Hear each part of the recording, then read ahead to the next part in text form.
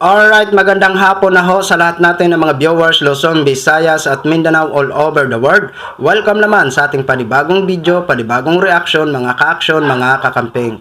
So may gusto lang ho ako na i-share ho sa inyo at atin po itong panuorin bago ho ako magbigay ng aking sariling opinion or reaction. Ito po ang sitwasyon kanina sa harap ng House of Representatives na kung saan tumungo ho ang ating mga kababayan at ang kanilang sinisigaw, impeach Sara now. So ito ho, panoorin po muna natin kasi alam naman po natin kanina may nag-file na nga ho ng impeachment complaint laban kay Vice President Sara Duterte. Isa na dyan ang ML Party List na si Attorney Laila de Lima, si ang Akbayan Party List at siguro ang Makabayan Black. O ito ho, panoorin po muna natin ito.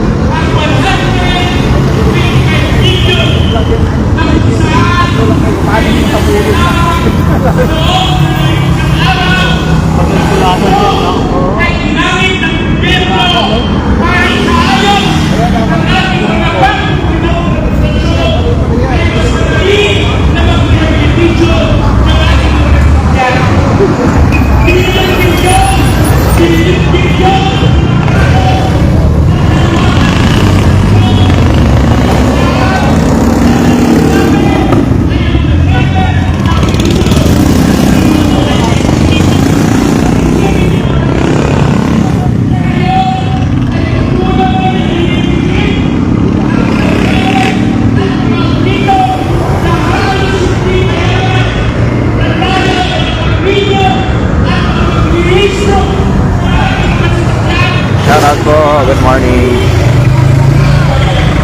Dalan tayo guys, napakainit sa ulan.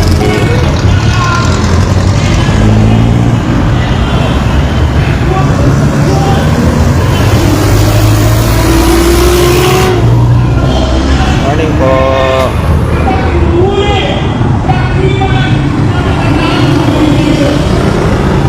Argel Santos.